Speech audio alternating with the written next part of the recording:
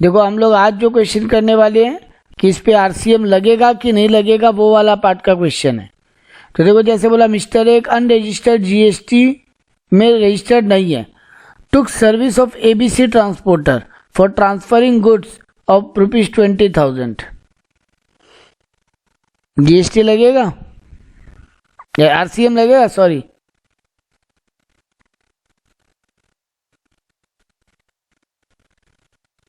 बोलो आरसीएम लगेगा? हाँ सर लगेगा। नहीं सर, नहीं लगेगा क्योंकि मिस्टर ए भी अनरजिस्टर्ड है और जीटीए को नहीं लगता और मिस्टर ए भी अनरजिस्टर्ड है। हम जीएसटी, हम कल बोला था 2 ही केस है जहां पे अगर सामने वाला पार्टी अनरजिस्टर्ड है तो जीएसटी नहीं लगेगा। बाकियों में बोला जाता है कि आरसीएम अगर है तो आरसीएम लगेगा, नहीं है तो आरसीएम, तो फिर नॉर्मल केस लगेगा। बट हम कल ही बोला था आपको, गुड ट्रांसपोर्ट एजेंसी का अगर केस होगा और जिस पार्टी को सर्विस मिल रहा है वो भी अनरजिस्टर्ड है तो आरसीएम भी नहीं लगेगा, जीएसटी भी नहीं लगेगा।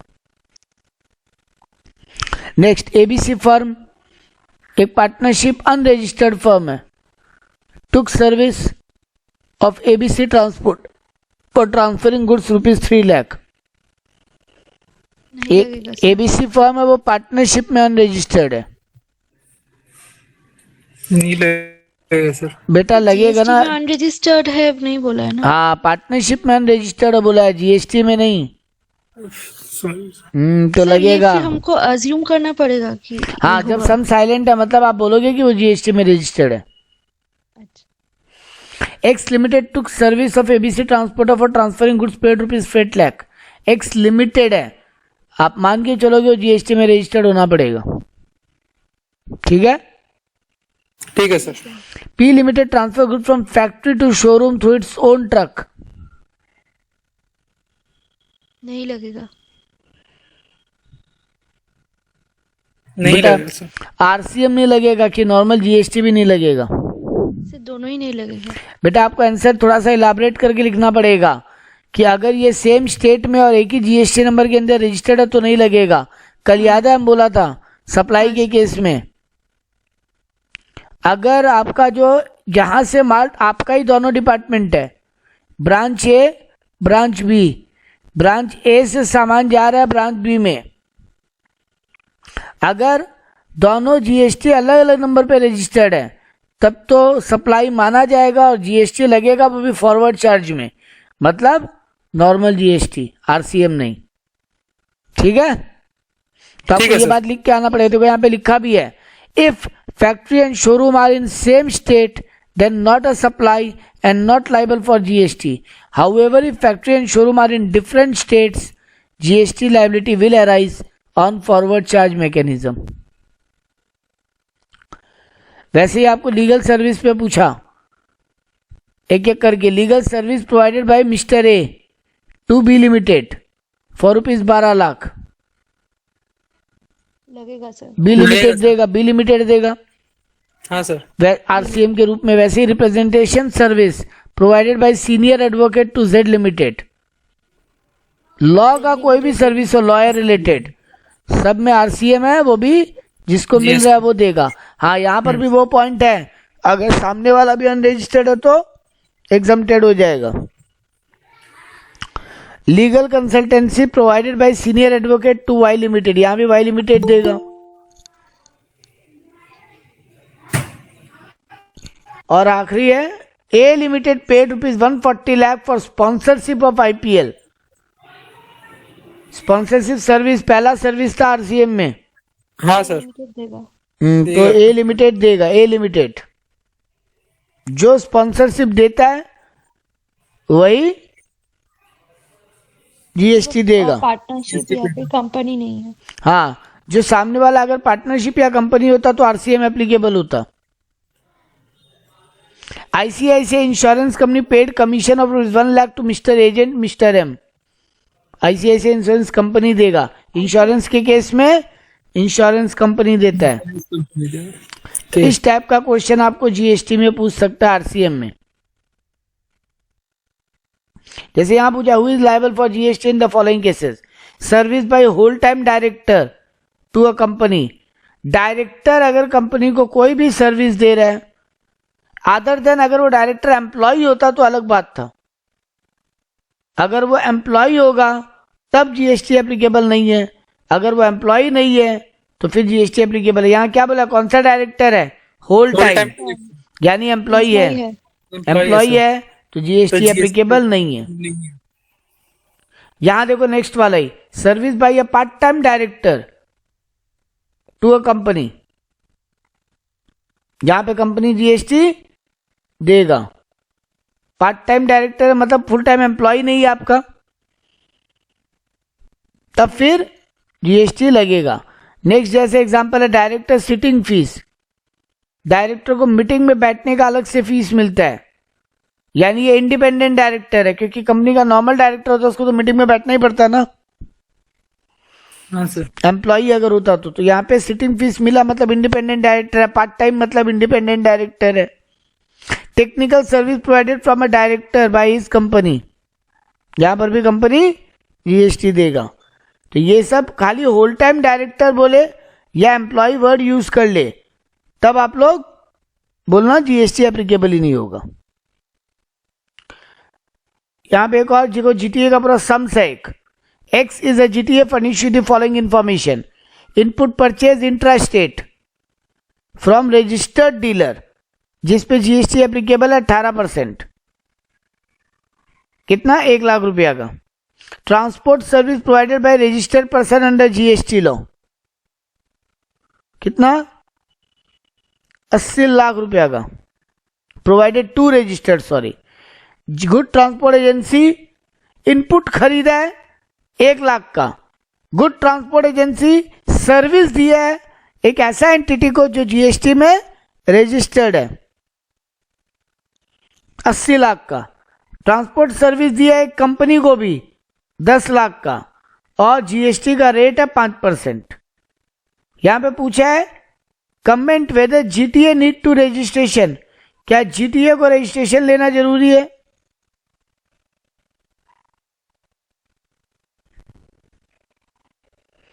बोलो, गुड ट्रांसपोर्ट एजेंसी को क्या रजिस्ट्रेशन लेना जरूरी है?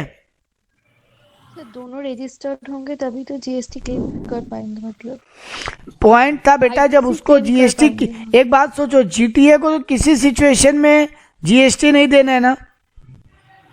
अगर वो रजिस्टर्ड को सर्विस दे रहा है तब रजिस्टर्ड वाला जीएसटी देगा, अगर वो नॉन रजिस्टर्ड को सर्विस दे रहा है तो फिर एग्जम्प्टेड है।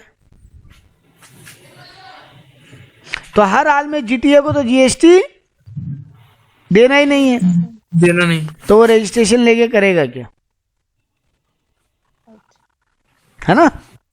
हाँ सर। तो देखो यहाँ पे आंसर क्या लिखा, in case of GTA service provided to registered dealer then RCM is applicable, और अगर नॉन रजिस्टर्ड को देगा तो एग्जम्प्टेड है, नॉट लाइबल टू पे। तो फिर हर हाल में ही जीएसटी में रजिस्ट्रेशन लेने का जरूरत नहीं है,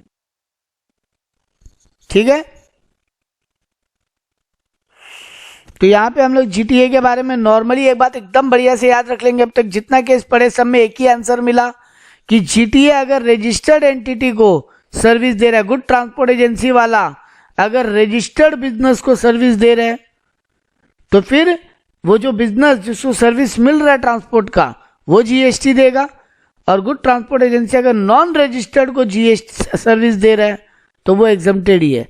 यानी गुड ट्रांसपोर्ट एजेंसी को कभी भी जीएसटी जमा करने का जरूरत नहीं है, ठीक है।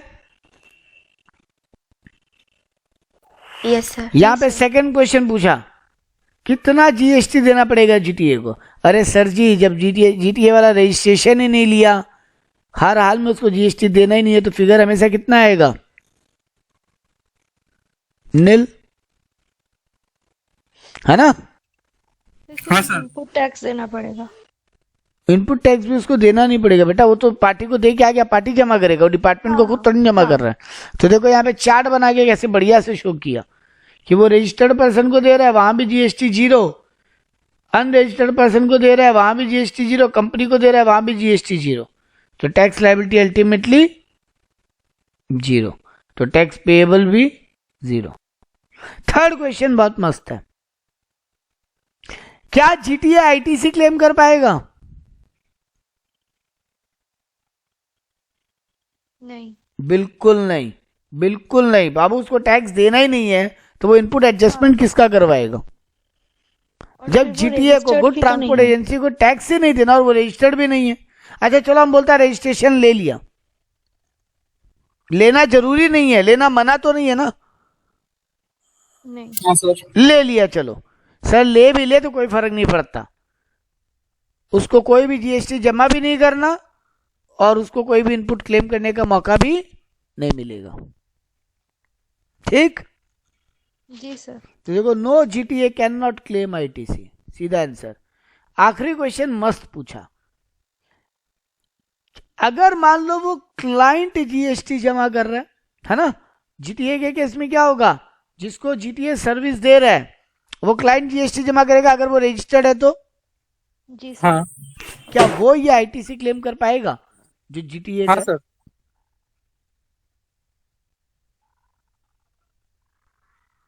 Yes, client can claim ITC. Client का नियम क्या होता है सुन लो, हम आपको प्रैक्टिकल वर्ड बता रहे हैं। अगर हम आरसीएम के अंडर जीएसटी जमा करता है ना, तो इस महीना जमा कर दे, फिर नेक्स्ट महीना जब अपना रिटर्न फाइलिंग करेंगे उसमें हम उसका एडजस्टमेंट क्लेम कर सकते हैं, क्योंकि मेरा तो कुछ ना कुछ तो आउटपुट जीएसटी है ही ना, नॉर्मल आउटपुट।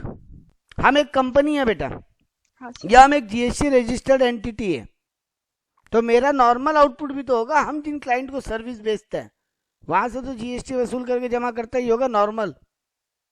तो हम इस महीना आरसीएम जमा कर देगा रिवर्स चार्ज के नाम पे, जो जीटीए का जीएसटी है वो हम जमा कर देगा, नेक्स्ट महीना उसको अपने आउटपुट से एडजस्टमेंट क्लेम कर लेगा। ठीक है ये बात? जी सर। तो आपने ये चीज क्वेश्चन में पढ़े। यहाँ और कोई काम का क्वेश्चन?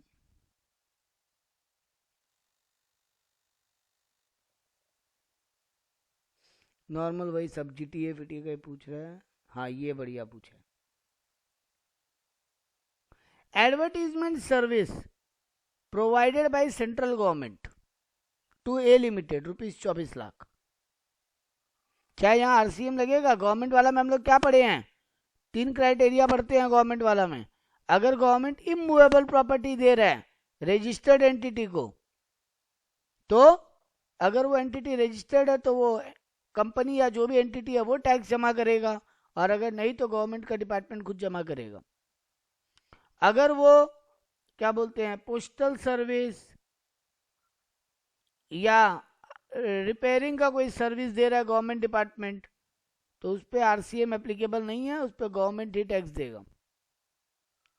और आखिरी तक कोई भी और अदर बच जाता है उस पर हमेशा आरसीएम एप्लीकेबल होगा। यानी इमूवेबल प्रॉपर्टी अगर गवर्नमेंट डिपार्टमेंट दे रहा है रजिस्टर्ड को, तो वो रजिस्टर्ड एंटिटी जीएसटी दे, नॉन रजिस्टर्ड को तो गवर्नमेंट खुद जमा दे, और अदर में भी आरसीएम लगेगा। लेकिन पोस्टल रिपेयरिंग इनमें आरसीएम या जीएसटी एप्लीकेबल है, गवर्नमेंट खुद जमा करेगा, आरसीएम का जरूरत नहीं। तो यहाँ पे बोल रहा है एडवर्टीजमेंट सर्विस दिया है central government to A limited, क्या ये इमूवेबल आइटम है? No sir. नहीं। क्या ये पोस्टल या रिपेयरिंग कुछ है? नहीं। तो किसमें फॉल किया? अदर में। अदर है। अदर में हम क्या बोला, डायरेक्ट क्या एप्लीकेबल है? रिसिपिएंट देगा। हाँ रिसिपिएंट देगा। तो A limited will liable to pay RCM. B limited of UK United Kingdom provide service to C limited in India, कौन जीएसटी देगा? C limited. हाँ यहाँ पे हमेशा आरसीएम एप्लीकेबल है फॉरेन के केस में।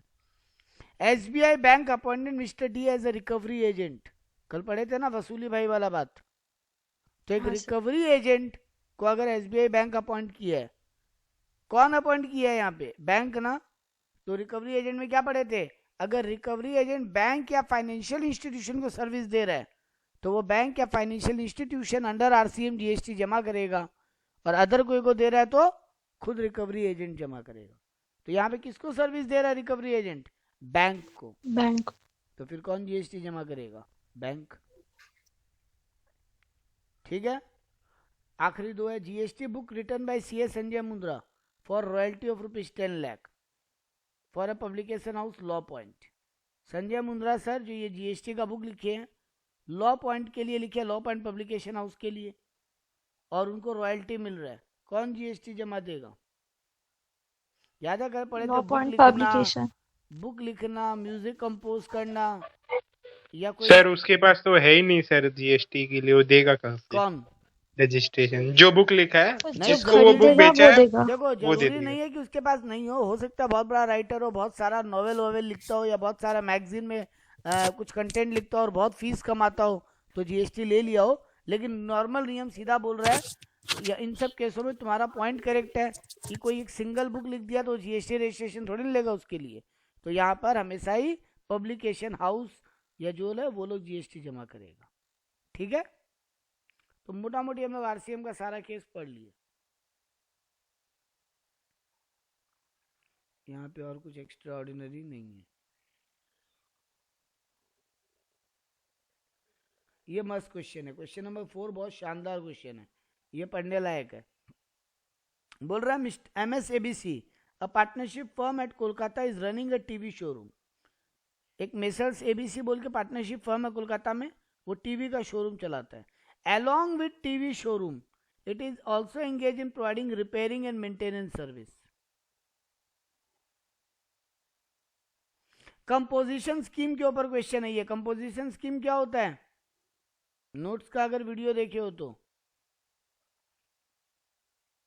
वही रेस्टोरेंट एंड कैटरिंग पे देखो 5% बिल्कुल, लगता है। और अदर पे 1%। 1%। देखो नियम हाँ। क्या है, तुमको जीएसटी हर महीना रिटर्न फाइल करना है, तुमको बहुत सारा पेपर वर्क मेंटेन करना है, तुमको सारा इनपुट आउटपुट का डिटेल मेंटेन करना है। तुम बोलते हो हम इतना मेंटेन नहीं कर सकते, तो गवर्नमेंट तुम्हारे लिए एक स्कीम लेकर आया जिसका नाम है कंपोजिशन स्कीम। उस स्कीम में क्या बोला, देखो तुम जिसको सामान बेच रहे हो उससे जीएसटी मत कलेक्ट करो, अपनी जेब से चुपचाप 1% दे दो और इनपुट का एडजस्टमेंट भी भूल जाओ। तो न तो इनपुट का एडजस्टमेंट लो, न पार्टी से कलेक्ट करके जीएसटी दो, अपनी जेब से 1% दो, और अगर तुम रेस्टोरेंट कैटरिंग चलाते हो तो अपनी जेब से 5% दे दो। तो गुड्स के केस में 1% और रेस्टोरेंट कैटरिंग के केस में 5%। सर्विस पे ये रूल एप्लीकेबल नहीं है, सर्विस बेचने वालों को कंपोजिशन स्कीम नहीं मिलेगा। हाँ, दो और कंडीशन है, दूसरे स्टेट में सेल नहीं करते हो, सिर्फ विद इन द स्टेट माल बेचते हो तो ये स्कीम तुम्हारे लिए है। एंड तीसरा इंपॉर्टेंट कंडीशन है कि अगर तुम ई कॉमर्स ऑपरेटर हो, तुम ऑनलाइन कुछ भी बेचते हो तो तुम्हारे लिए स्कीम नहीं है। तो ये गुड्स और रेस्टोरेंट कैटरिंग वालों के लिए स्कीम है, वो भी जो विद इन द स्टेट माल बेचे, और उसमें भी एक आखिरी लिमिट है, 1.5 करोड़ का टर्नओवर क्रॉस नहीं करना चाहिए। तो तुम इनपुट का क्लेम भूल जाओ, पार्टी से भी जीएसटी कलेक्ट मत करना, अपनी जेब से चुपचाप जमा कर दो 1% या 5%। ठीक है, तो यहां पर बोला है कि एक टीवी शोरूम चलाता है कोलकाता में messrs ABC partnership firm. It is also engage in providing repairing and maintenance service, और वो रिपेयर और मेंटेनेंस का भी काम करता है।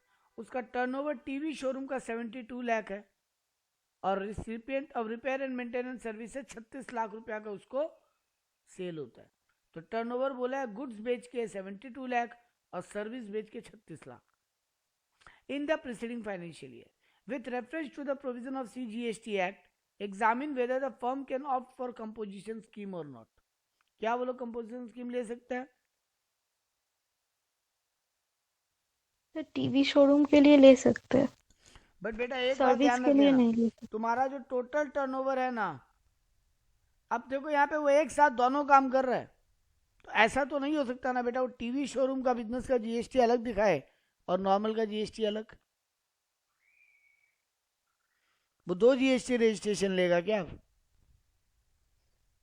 नहीं ना। तो यहाँ पे सिंपल बात है, तुम्हारे अगर तुम सर्विस और गुड्स दोनों का काम करते हो, बट मेन तुम्हारा गुड्स है, मेन तुम्हारा गुड्स है, सर्विस तो तुमको देना पड़ता है ना, क्योंकि देखो बेटा जो लोग टीवी का शोरूम चलाते हैं, कस्टमर आएंगे तो रिपेयरिंग तो करके देना पड़ेगा। तो अगर ऐसा कुछ करते हो तो एक रूल और है, तुम्हारा टोटल टर्नओवर का 10% से ज्यादा सर्विस पे नहीं होना चाहिए। इसका हो रहा है क्या?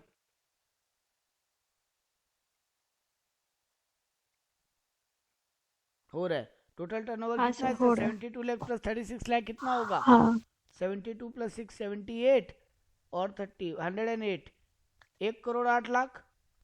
1 करोड़ 8 लाख का 10% कितना होता है?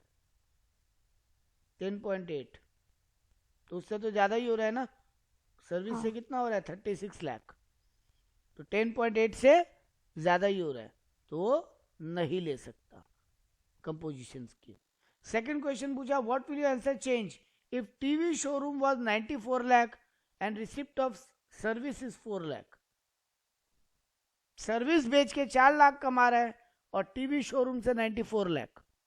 अब ले सकता था क्या? हाँ सर, ले हाँ, सकता अब है। ले सकता है क्योंकि 10% से नीचे जा कम रहा है। है। थर्ड क्वेश्चन पूछा, messrs ABC obtain separate registration for TV showroom and repair centre, can it for composition for only TV showroom? वो 2 रजिस्ट्रेशन लिए है, टीवी शोरूम का अलग रजिस्ट्रेशन लिया जीएसटी का और रिपेयरिंग का अलग। क्या अब वो कंपोजिशन स्कीम ले सकता है टीवी शोरूम के लिए? नहीं, क्योंकि कंपोजिशन स्कीम आपको टोटलिटी पे मिलता है। आपका टोटल टर्नओवर वाला लिमिट देखना पड़ेगा। उसका टोटल टर्नओवर का लिमिट क्रॉस कर रहा है ना, 5 सर 10% 1.5 से करोड़ ज्यादा। तो है।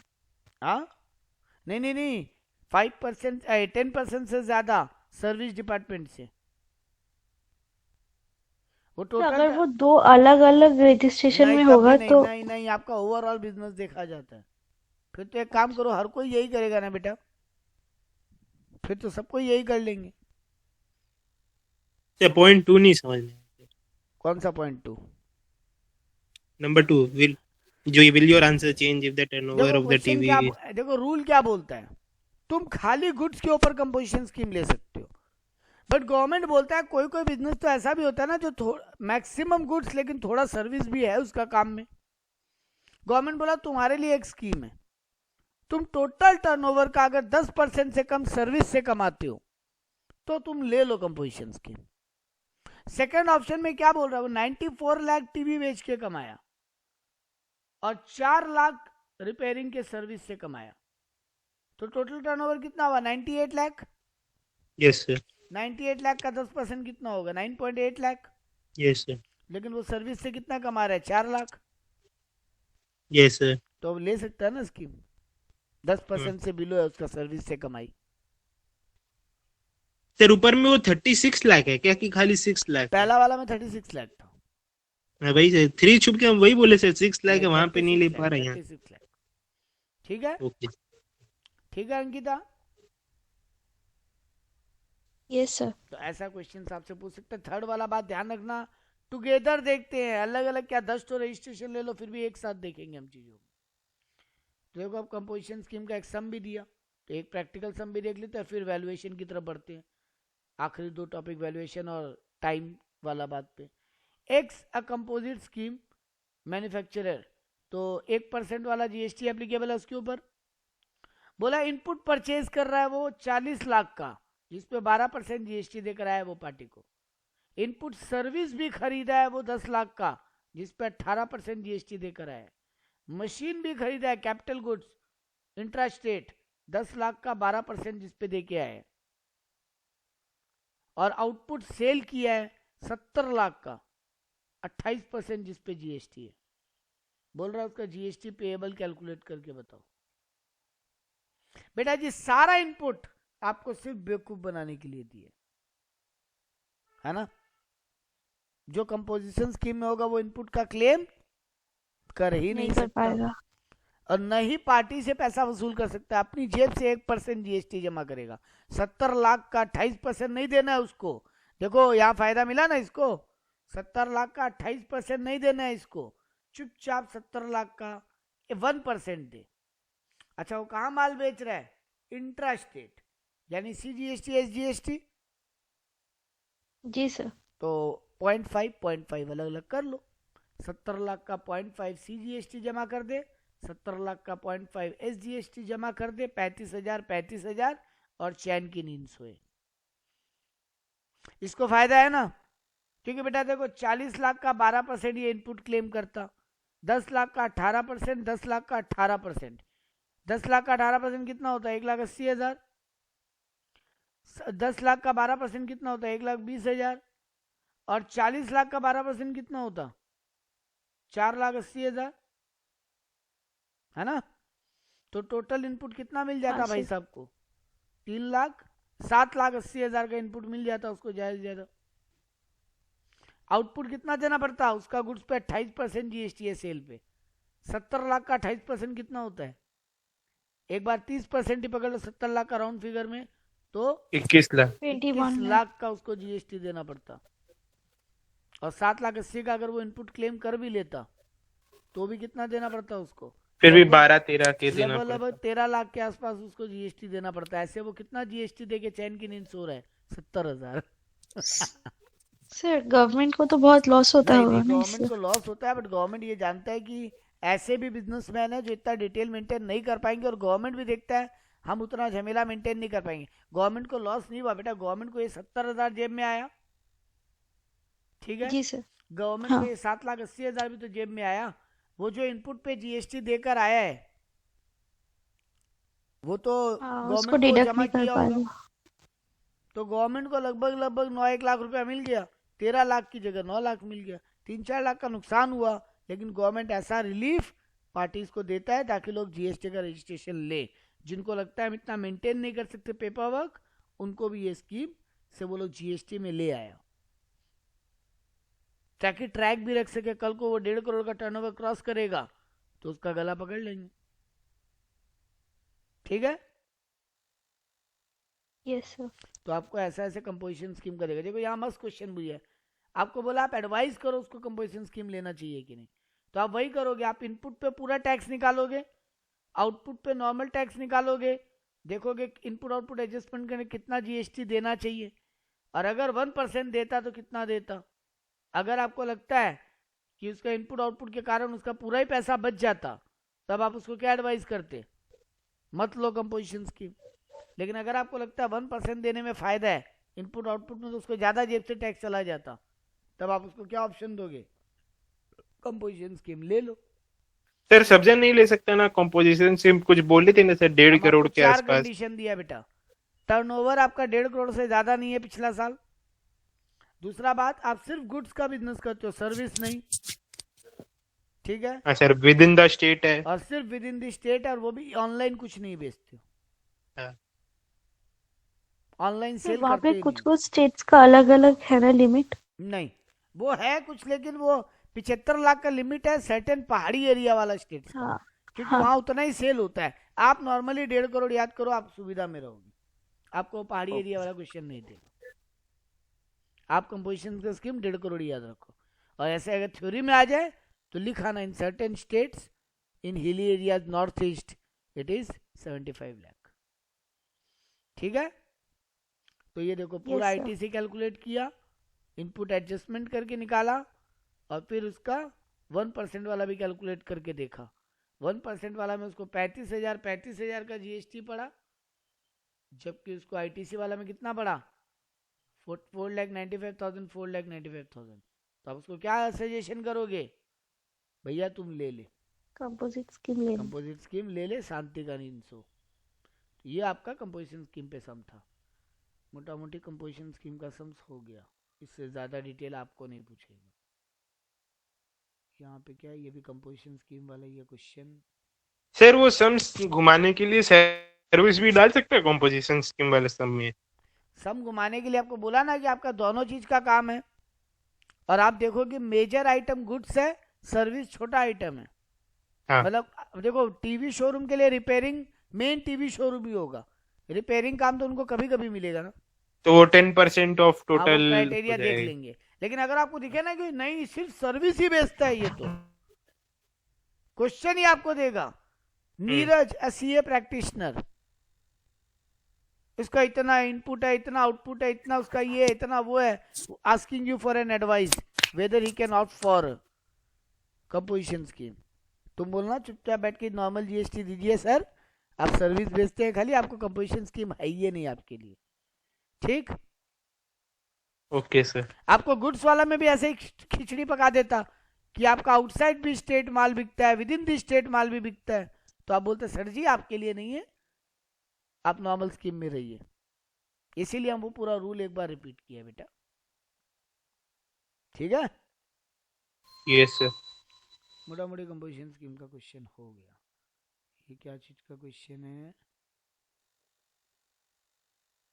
ये भी कंपोजिशन, सब कंपोजिशन स्कीम का मोटा मोटी था, वो हो गया। अब आते हैं गुड्स के वैल्यूएशन के ऊपर। कि जीएसटी कैलकुलेट करते समय क्या चीज को लेंगे और क्या चीज को नहीं लेंगे, किस वैल्यू पे जीएसटी कैलकुलेट होगा। तो वैल्यूएशन का अच्छा पार्ट का क्वेश्चन आता है, प्रैक्टिकल सम्स आता है। A limited are registered supplies manufacturing taxable goods, it provide you the following detail of taxability of inter state supply in the month of March 2022-21 जो भी है। List price of the goods, मतलब goods का दाम खाली 15 लाख रुपया लगा। Following amount are separately charged, मेरा सेलर मेरे से subsidy receive from central government for supply of taxable to government school, government ना उसको इस बात का छूट देता था सब्सिडी का, तो वो मेरे से सेपरेटली चार्ज किया ये पैसा। Subsidy receive from NGO for supply of taxable good for old age home, एक ओल्ड एज होम एनजीओ को माल सप्लाई करता है, इसके लिए भी उसको सब्सिडी मिला है। म्युनिसिपल अथॉरिटी को वो टैक्स भी देकर आया 20,000 का, और पैकिंग चार्ज का खर्चा किया है 15,000 रुपया का, तो ये सब पैसा वो मेरे से वसूल कर रहा है। And late fee paid by the recipient of supply for delay payment of invoice, क्योंकि हम उसको लेट पेमेंट किया, इसके ऊपर भी वो मेरे से 6,000 का पेमेंट वसूल किया। ए लिमिटेड एक सप्लायर है, वो अपने कस्टमर से ये सब वसूल किया है, तो उसका जीएसटी का रेट है 18% गुड्स पे। तो बताओ कि किस पे कितना वैल्यू पे फाइनली 18% कैलकुलेट करें। तो देखो लिस्ट प्राइस तो लेंगे ही, ऑब्वियस बात है सर। सेंट्रल गवर्नमेंट या स्टेट गवर्नमेंट से कोई सब्सिडी मिले वो नहीं लेंगे, ये याद कर लेना, और उसके अलावा कोई भी सब्सिडी मिला है वो लेंगे। आई रिपीट, सीजीएसटी का सब्सिडी भूल जाना, बाकी कोई भी सब्सिडी वसूल किया है वो ले लेना। तो सर जी 50,000 जो एनजीओ से सब्सिडी मिला था वो ले लो, और सेंट्रल गवर्नमेंट का सब्सिडी को मत लो। म्युनिसिपल अथॉरिटी मेरे से चार्ज किया है वो ले सकते हैं, वो लेंगे बिल वैल्यू में। पैकिंग चार्ज जो लिया है वो लेंगे बिल वैल्यू में, और लेट फीस जो मेरे से चार्ज किया है वो भी लेंगे बिल वैल्यू में। तो एसेसेबल वैल्यू कितना आया, 15,91,000। इतना पे 18% जीएसटी लगेगा, ठीक है। और एक सम देखते हैं, इसका 4-5 सम देख लेते हैं ताकि क्या आइटम आता है और क्या नहीं आता है, सम से में डिस्कस हो जाए, अलग से हमको आइटम का लिस्ट बना के बोलना नहीं पड़े। देखो यहाँ पर भी दिया है, वैल्यू ऑफ द मशीन है 9,80,000, लेंगे कि नहीं? हाँ सर लेंगे। लेंगे। मेरे से इनवॉइस में वो इंक्लूड किया है, इनवॉइस में इंक्लूड है, मतलब इस 980 में इंक्लूड है ना। Yes sir. क्या क्या चीज का चार्ज, टेस्टिंग का चार्ज 500 रुपया, वजन करने का चार्ज 20,000 रुपया, कंसल्टेंसी का चार्ज 8,000 रुपया, इंस्पेक्शन का चार्ज 1,500 रुपया, और सीजीएसटी एसजीएसटी के अलावा कोई और टैक्सेस 1,000 रुपया, ये सब इंक्लूडेड है। तो इंक्लूडेड रहने दें कि हटाएं? सर रहने देंगे। Very good. देखो सब में नील नील नील किया, ऐड नहीं करना अलग से, सर जी एडेड है। और पिछला क्वेश्चन में एक बात किए थे, देखे थे गौर, लैंग्वेज में क्या वर्ड था, यहाँ पे क्या बोला था, देखो एक word, These are the following amount separately charged, अलग से लिया इसलिए बिल में ऐड किए। मतलब सर ये सब पे जीएसटी लगता है, अगर अलग से है तो आप ऐड कर लीजिए, और अगर इंक्लूडेड रहना तो रहने दीजिए, हटाइएगा मत, क्योंकि जीएसटी लगेगा उस पर। बात क्लियर है मेरा? Yes sir. ऐसा प्रैक्टिकल सम्स इस पे आना है बेटा, ये लंबा प्रैक्टिकल सम 2-3 जगह है इस चैप्टर में खाली, तो उसको नेग्लेक्ट मत करो। अच्छा, subsidy receive from central government, ये अदर इंफॉर्मेशन में दिए, सर जी ये मत लीजिएगा, नहीं लेना। जी सर। और अदर इंफॉर्मेशन में दिया मतलब ये सेपरेटली चार्ज है, बिल में इंक्लूडेड नहीं है, तो सर आप लीजिएगा भी मत। सेंट्रल गवर्नमेंट से सब्सिडी मिले उसको भूल जाइए। Subsidy government receive from a third party for supply of machine, third party से एक सब्सिडी मिला है, ये ले लें? जी सर लेंगे। ले लीजिए। तो देखिए 9,80,000 में ये सब एडेड था, तो ना ऐड किए ना माइनस किए, इसको नील नील नील लिख दिए।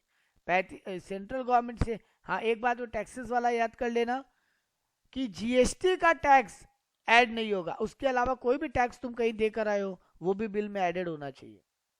जीएसटी के नाम पे कोई टैक्स लगा है वो बिल में एडेड नहीं होगा। अरे बाबा जीएसटी तो कैलकुलेट कर रहे हो, तो फिर जीएसटी कैसे इंक्लूडेड रहने दे सकते हो? उसके अलावा कुछ और हो तो इंक्लूड कर लेना। सब्सिडी इसलिए इंक्लूडेड रहने दिया क्योंकि अदर देन जीएसटी बोला था, हटाया नहीं इसको। जीएसटी का होता तो क्या करते, हटा देते सर, क्योंकि इंक्लूडेड था। अदर इंफॉर्मेशन में बोला सब्सिडी फ्रॉम सेंट्रल गवर्नमेंट तो नील कर दिया, लेकिन subsidy from third party add कर लिया। तो आपका बिल का वैल्यू आ रहा है अल्टीमेटली 10,15,000, उस पर चुपचाप 12% जीएसटी। अच्छा इंक्लूडेड जीएसटी बोला है यहाँ क्वेश्चन में, एक चीज गौर करना, जीएसटी इज इंक्लूडेड 12%, तो जीएसटी का फिगर कैसे सेपरेट करोगे? 10,15,000 डिवाइडेड बाई 112 इंटू 12, तो जीएसटी का वैल्यू आ जाएगा, और इंटू 100 कर लेना तो गुड्स का वैल्यू आ जाएगा। तुमसे यही मांगा था। चलो एक और क्वेश्चन फटाक से देखते हैं। Following information provided taxable supply, value of the machine including the following, waiting charge, packing charge included रहने दें? हाँ सर। ये मस्ट चार्ज इंक्लूडेड है। Other charge not incidental to supply, मतलब वो गुड्स के सप्लाई के लिए नहीं है, ऐसे ही कोई चार्ज है, ये इंक्लूडेड रहने दें कि हटा दें? सर डिडक्ट करेंगे। हाँ ये 40 हटा दीजिए सर। सर आपका गुड्स से कनेक्टेड ही नहीं है। ऐसे तो कोई भी दुकानदार किसी भी बात का चार्ज देगा, बोलेगा मेरे दुकान में तुम खड़ा हुआ है इस बात का भी 10 रुपया दे। तुम कोल्ड ड्रिंक पीने गया, बोला 10 रुपया कोल्ड ड्रिंक का, और तुम मेरे दुकान में खड़ा हो गया कोल्ड ड्रिंक पिएगा इस बात का भी 5 रुपया दे। ऐसे थोड़ी ना होता सर, गुड्स से क्या कनेक्शन है उसका? तुम चिप्स का पैकेट देखा इस बात का भी 2 रुपया दे, तो ऐसे थोड़ी ना होगा सर। तो गुड्स से या सप्लाई से कनेक्टेड चार्ज है तो लीजिए, अदरवाइज हटाइए। अगर इंक्लूडेड है तो हटा दीजिए, और इंक्लूडेड नहीं है तो ऐड मत कीजिएगा। फिर बोला टैक्सेस अदर देन जीएसटी, ये इंक्लूडेड है सर, इंक्लूडेड रहने दीजिए, क्योंकि जीएसटी होता तो हटा देते। तो आप वही किए, देखो 10 लाख में वेटिंग नील, पैकिंग नील, इसको हटाए नहीं, अदर चार्जेस को हटा दिए, आपका टैक्सेस को हटाए नहीं, आपका एसेसेबल वैल्यू आ गया 9,60,000। यहाँ भी बोला जीएसटी इंक्लूडेड है, तो 9,60,000 डिवाइड बाई 112 इंटू 12 करके जीएसटी निकाल दो। यहाँ पे और कुछ, हाँ यहाँ मस्त एक आइटम मिला हमको बताने के लिए। देखो यहाँ पे ये मस्त के भी समथिंग देख लेते हैं। ए लिमिटेड सोल्ड 10,000 यूनिट ऑफ 80 रुपया ईच, लिस्ट प्राइस कितना है 80 रुपया, तो देखो 10,000 इंटू 80 8 लाख लिख दिए। बोल रहे आपको ट्रेड डिस्काउंट मिला है, ट्रेड डिस्काउंट माइनस होता है ना बेटा? हाँ सर अगर बिल में होगा तो। हाँ ट्रेड डिस्काउंट माइनस हो गया ऑन लिस्ट प्राइस, तो प्राइस चार्ज 7,20,000 है बेटा। कैश डिस्काउंट बिल में होता है, ट्रेड डिस्काउंट तो ऐसे ही बिल में नहीं होता। ट्रेड डिस्काउंट माइनस करने के बाद ही तो बिल बनना हाँ। चालू होता है, ठीक है? हाँ। तो ट्रेड हाँ। डिस्काउंट हमेशा माइनस कर लेना। तो आपसे 7,20,000 वो गुड्स का लिया। अब वो बोला पैकिंग चार्ज भी लेंगे 1 रुपया, 5 रुपया सॉरी, हैंडलिंग चार्ज 1 रुपया, डिलीवरी चार्ज 2 रुपया, ये सब ऐड करेंगे ना? Yes sir. हाँ, तो Yes, देखो sir. तीनों ऐड किया। वो आपसे धर्मादा भी लिया 1 रुपया। धर्मादा क्या होता है? आप लोग बुक माई शो से टिकट बुक करते हो? No sir. हाँ सर। कभी करके देखना, वहां पे एक चीज दिखाएगा कि तुमसे 1 रुपया ले रहे हैं डोनेशन के नाम पे। जोमेटो पे भी लेता है। जोमेटो स्विगी भी लेते हैं सर हम लोग रिमूव कर देते हैं। एकदम। भले 1 रुपया दे के भी क्या होगा, छोड़ो। 1 रुपए से हम जीवन थोड़ा बदल देंगे। एकदम। तो वो धर्मादा चार्ज भी बिल में अगर ऐड किया तो उस पर भी जीएसटी लगेगा। तो 10,000 इंटू 1, 10,000 रुपये ये भी ऐड होगा। वेजिंग चार्ज, अच्छा वेटिंग चार्ज भी ऐड, हाँ वो तो ऐड होना ही था, ठीक ही तो है। हमको लगा ऊपर भी ऐड किया, नहीं ठीक है। तो यहाँ पे वेजिंग चार्ज भी ऐड हो गया। अब आ गया वैल्यू। हाँ अब आता है मजेदार बात, cash discount offer to the client on at 5% on list price. तो बेटा यहाँ पे बता रहा है कि कैश डिस्काउंट लिस्ट प्राइस पे मतलब बिल में मेंशन है तब माइनस करेंगे। अगर ये बोल देता अलग से दिया तो माइनस नहीं करते, ठीक बात। लेकिन ट्रेड डिस्काउंट मतलब ऑफ द लिस्ट प्राइस नहीं बोलता तो नहीं करते। हाँ नहीं करते, ठीक है। हाँ तो यहाँ पे एसेसेबल वैल्यू आ गया। अब उस पर जीएसटी बोला नहीं है यहाँ पे कुछ, आपको खाली एसेसेबल वैल्यू ही कैलकुलेट करने बोला था, कोई बात नहीं। तो ये था इस टाइप का सम्स वैल्यूएशन के ऊपर। अब बाकी सम आप लोग देख पाओगे, समझ में मोटा मोटी आ जाएगा क्योंकि यही आइटम सब रिपीट होंगे। अब आते हैं वैल्यूएशन का बात खत्म, यही सम बार बार रिपीट हो रहे हैं। देखो testing charge, inspection charge, subsidy from तो सेंट्रल कितना टॉपिक है जीएसटी में सर, खत्म ही नहीं हो रहा है। बेटा जी अभी तक तो निर्मला ताई भी नहीं समझ पाएगी कितना टॉपिक है। वो भी रोज जीएसटी में चेंजेस लाती है। कल ही 48 मीटिंग हुआ है जीएसटी का, फिर उसमें भी नया नया चेंजेस लेके आई। आज रात को बैठ के पढ़ना है वो हमको कि वो क्या क्या बदलाव किए। और आप तो सर अच्छा खरी खोटी सुनाते होंगे, जितना बार भी मीटिंग होता होगा, मतलब भाई एक मेरा बार इतना मतलब पढ़ चुके। भाई प्रॉब्लम क्या है ना, हम तो बोलते हैं एक काम करो, एक बार ढंग से बैठ के मीटिंग कर लो 4-5 दिन, सारा जो भी एक बदलाव करना है एक बार में कर लो। हर रोज ना सुबह उठते ही ना एक्टिंग बजा हुआ रहता है जीएसटी डिपार्टमेंट का पोर्टल पे, 1 घंटे सा आइकॉन दिखाई देता है, मतलब फिर नया कुछ बात बोली है। भाई माथा खराब, रोज सुबह उठ के कौन पढ़ेगा। आप नहीं पढ़ो तो क्लाइंट गाली देता है कि तुमको तो पता ही नहीं था ये बात। तो साला पढ़ो बैठ के रोज सुबह उठ के। तो हम लोग रोज सुबह पढ़ाई करते हैं, मतलब मेरी जिंदगी से पढ़ाई गया नहीं। अच्छा है ना सर, भूलेंगे नहीं जीएसटी को, अच्छे से डेली डेली अरे बाबा रे, रिवीजन। भूलने का तो प्रॉब्लम हो रहा है ना, डेली डेली नया बात आता है, तो डेली डेली नया बात पढ़ो, पिछला बात भूलना भी पड़ेगा। फिर ज्यादातर करके तो खाली यही हुआ है कि परसेंटेज बढ़ा दिया गया, जिसपे नहीं नहीं 3 नहीं नहीं, लगता था उस पे परसेंटेज 6 बढ़ाने कर पे तो दिया। हमको टेंशन ही नहीं होता। क्या तुम बात करता, परसेंटेज बढ़ाने पे टेंशन है ही किस बात का। वो तो जब वो प्रोडक्ट का पोर्टल अपने आप ही तो जब बढ़ा देगा। प्रोडक्ट का कोड सेलेक्ट करते हैं पोर्टल अपने आप निकाल लेता है। परसेंटेज का तो टेंशन ही नहीं है, कैलकुलेशंस के रूल्स में तो। चलो ठीक है, चलो एचएसएन पे ही है ना सर सारा गेम। एकदम। निर्मला ताई को गाली हम देने लोग का, का भी खाली एचएसएन देना पड़ता है। निर्मला ताई को गाली देने का और छोड़ दो, अब कितना बात करेंगे। आईटीसी के ऊपर सम्स का बात किया हुआ है अपना। मेरा मेन बचा है वो टाइमलाइन वाला बात, time of supply and place of supply वाला। उस पर क्वेश्चन कहाँ है वो देखते हैं। हाँ मिल गया। चलो आखिरी टॉपिक पे आ गए हम लोग, क्वेश्चन आंसर में। हाँ ये रहा, देखो टाइम वाला बात ध्यान रखना। अगर गुड्स का इनवॉइस का बात हो रहा है, अगर गुड्स के इनवॉइस का बात हो रहा है तो रूल क्या है, जिस दिन इनवॉइस बना, इनवॉइस जिस दिन बना या फिर जिस दिन पेमेंट हुआ, विच एवर इज अर्लियर, उस दिन उस महीना वाला बात का होगा। ये प्रॉब्लम क्यों आया सर, एक लाइन में बात सुनना समझ में आ जाएगा।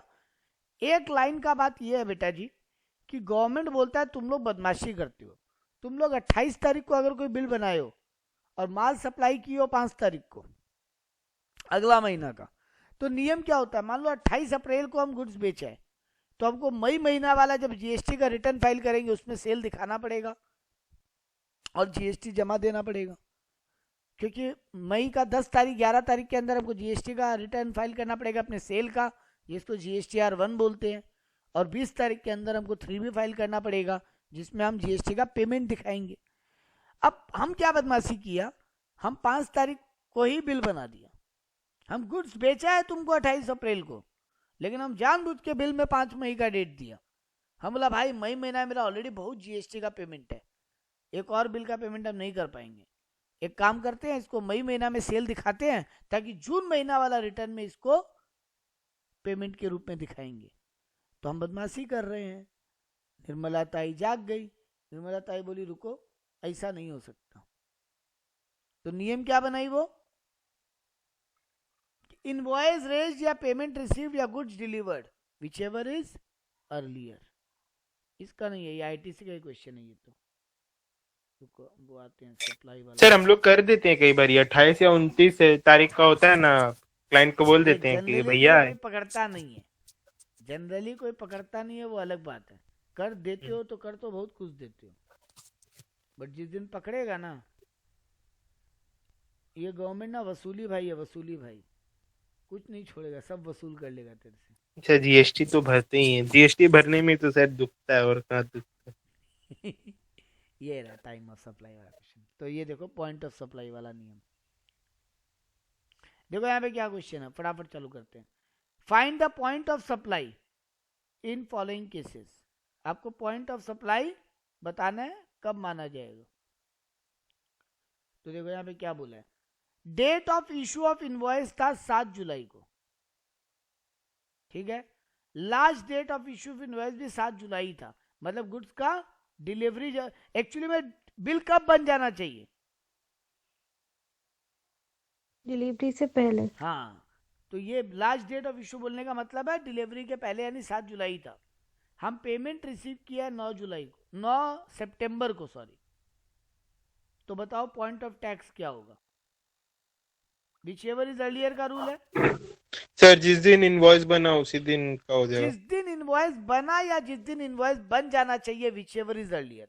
आई रिपीट, जिस दिन इनवॉइस बना या जिस दिन इनवॉइस बन जाना चाहिए था, विचएवर इज अर्लियर। तो बिल बना किस दिन, 7 तारीख, बिल बन किस दिन जाना चाहिए था, 7 जुलाई। तो दोनों सेम डेट है, कोई दिक्कत नहीं, 7 जुलाई पॉइंट ऑफ टैक्सेशन है। नेक्स्ट क्वेश्चन में देखना थोड़ा आंसर पलटेगा। तुम्हारा बिल इशू हुआ है 2 फरवरी को, लेकिन बिल इशू हो जाना चाहिए था 1 जनवरी को। तुम पेमेंट किया है 3 जनवरी को। पेमेंट से हमको कोई मतलब ही, पेमेंट वाला रूल सॉरी सर्विस के केस में, हम ऊपर गलत बोल गया। पेमेंट वाला रूल सर्विस के केस में, गुड्स के केस में सीधा रूल है डेट ऑफ इनवॉइस या ड्यू डेट ऑफ इनवॉइस, जिस दिन बिल बना या जिस दिन बिल बन जाना चाहिए था। ठीक बात। तो यहां पर बिल बना कब है, 2 फरवरी। बिल बंद कब जाना चाहिए था, 1 जनवरी। तो पॉइंट ऑफ टैक्सेशन क्या होगा बेटा, 1 जनवरी। 1 जनवरी। हाँ चलो नेक्स्ट में, date of invoice of issue है 4 अप्रैल। बिल बन जाना चाहिए था 5 मई तक। हम पेमेंट कर दिया 3 मार्च को ही। देखो पेमेंट तुमको हम एडवांस में किया है 3 मार्च, हम तुमको माल सप्लाई किया है 5 मई, जबकि बिल बना दिया था 4 अप्रैल को ही। पेमेंट का डेट से हमको कोई मतलब नहीं है गुड्स के केस में। हमको किससे मतलब है, जिस दिन बिल बना या जिस दिन बिल बन जाना चाहिए था, विचएवर इज अर्लियर। तो यहाँ पे अर्लियर कौन है बेटा, पहले बिल बन गया 4 अप्रैल। हाँ, तो 4 अप्रैल ही पॉइंट ऑफ टैक्सेशन हो जाएगा।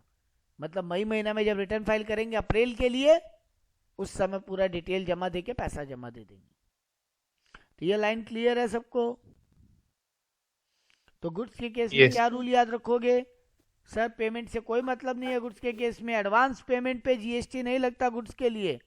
आई रिपीट, गुड्स के लिए एडवांस पेमेंट पे जीएसटी नहीं लगता, वो सर्विस के केस में लगता है। गुड्स के लिए सीधा नियम है, बिल बना कब या बिल कब बन जाना चाहिए था, विचएवर इज अर्लियर। इतना बात याद रखो, तुम्हारा काम हो जाएगा। सर्विस में क्या याद रखोगे, पेमेंट डन और invoice issued, whichever is earlier. ठीक है। तो यहां पे सर्विस वाला भी एक क्वेश्चन देख लेते हैं, कहां गया।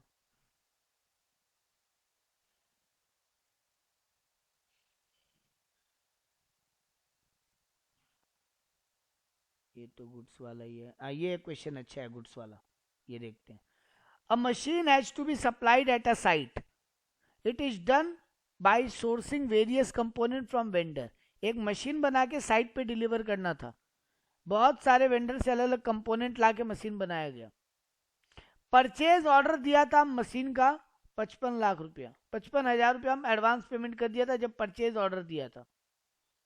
कब दिया था हम, ये 20 अक्टूबर को।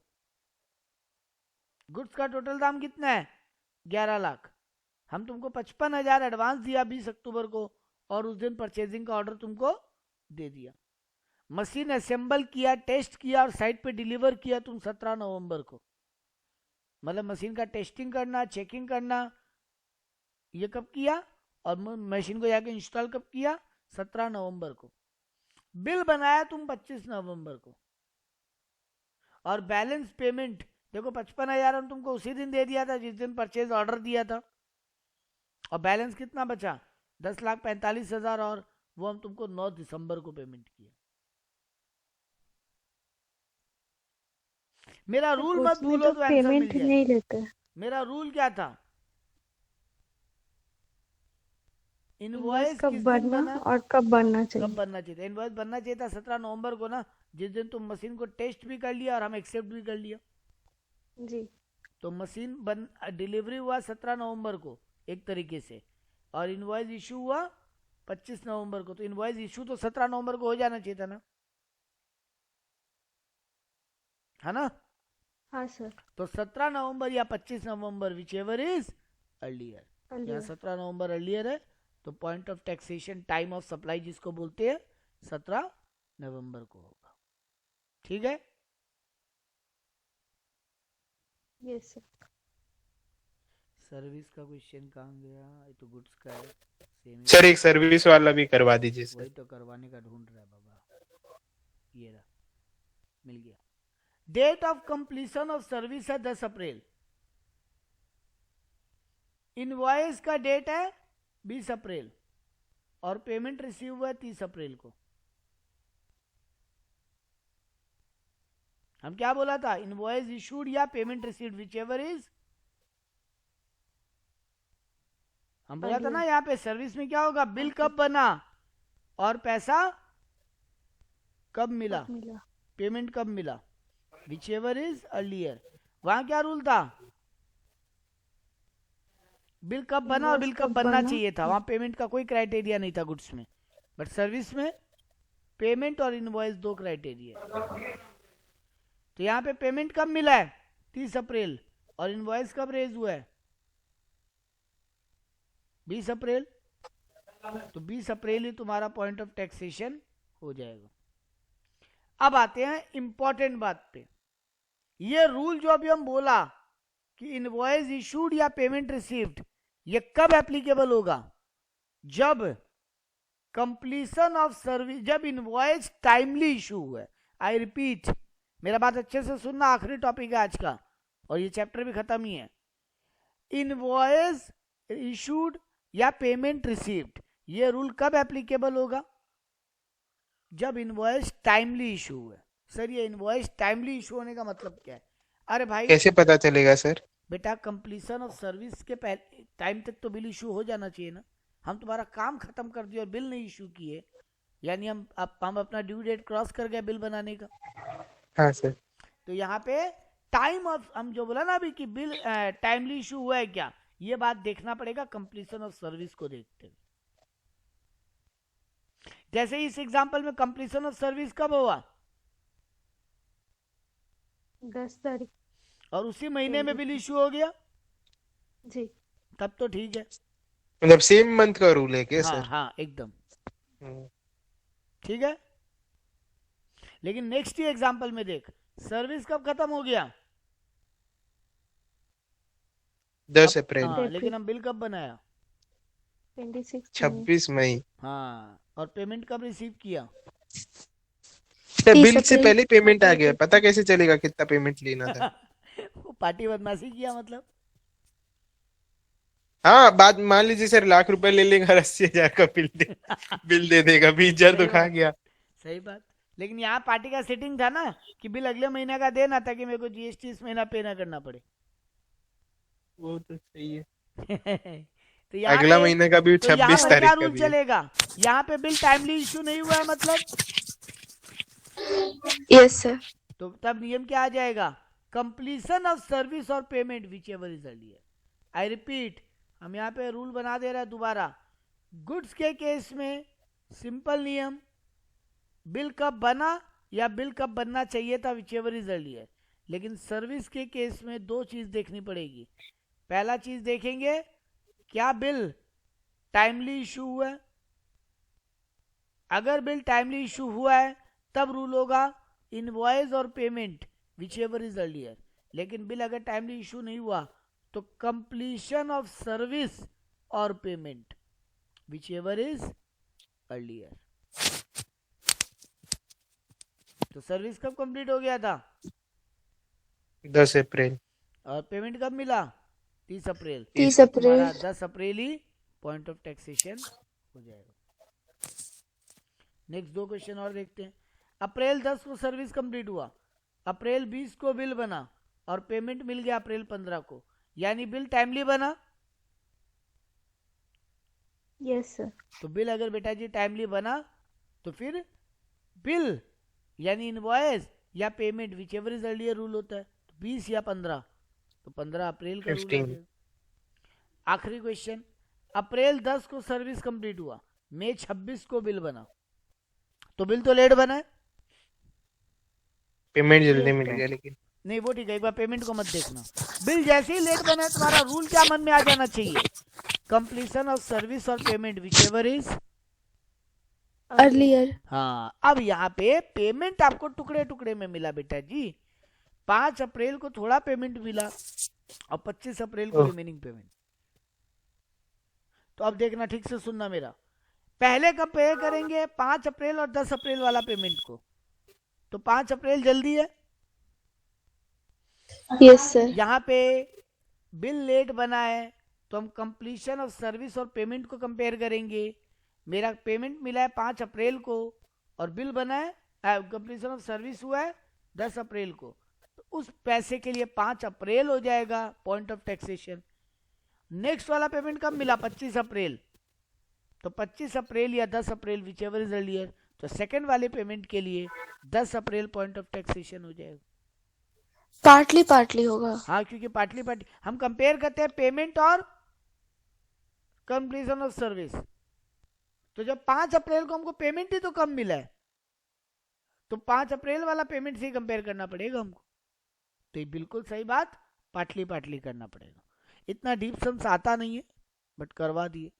तो आपको रूल याद रहेंगे। अब गुड्स के केस जी में सर। एक ही नियम, इनवॉइस ड्यू और invoice actually done which ever is earlier. Service के केस में देखना पड़ेगा, अगर इनवॉइस टाइमली इशू हुआ है तो फिर पेमेंट और invoice which ever is earlier.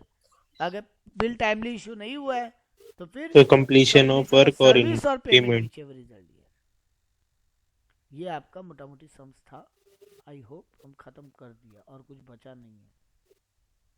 Sir अगर कंप्लीशन ऑफ सर्विस मंथ के एकदम लास्ट डेट में हुआ है हाँ, और इशू ऑफ इनवॉइस उसके नेक्स्ट मतलब तुम्हारा फर्स्ट को एग्जांपल हुआ है, अगर मतलब 30 नेक्स्ट मंथ। अप्रैल को हम सर्विस कंप्लीट किया, जी ठीक है, और हम बिल जी। इन्वेस्ट किया 1 मई को, मी को। ठीक है, हाँ तो बेटा जी 30 अप्रैल को बिल बन जाना चाहिए था, उसी मंथ में बिल बन जाना चाहिए। क्योंकि आप बिल अगले महीने का बना रहे हो, मतलब आप जीएसटी को और अगले महीने तक ट्रांसफर कर रहे हो। Okay sir. गवर्नमेंट समझ वही गई। नहीं चाहता। ठीक बात। हाँ यस सर। तो ये था आपका चैप्टर, मोटा मोटी डन हो गया और कुछ बचा नहीं है। टैक्सेबल वैल्यू वाला क्वेश्चन हम लोग पहले ही कर चुके, क्या लेना है क्या नहीं लेना है। जीएसटी वाला फिर वही आ गया दोबारा, टैक्स क्रेडिट सर आज के लिए हो गया सर, बहुत कर दिया। और अरे देख लेते ना, कोई टॉपिक बचा है तो बता के ख़त्म करते हैं। अब एक पार्ट के लिए कि हम दोबारा क्लास करेंगे कोई फ़ायदा नहीं है, फिर आधा जन एब्सेंट आधा जन प्रेजेंट। मोटा मोटी यही सब समझा हो गया, हम लोग सारा टाइप का सम देख लिए।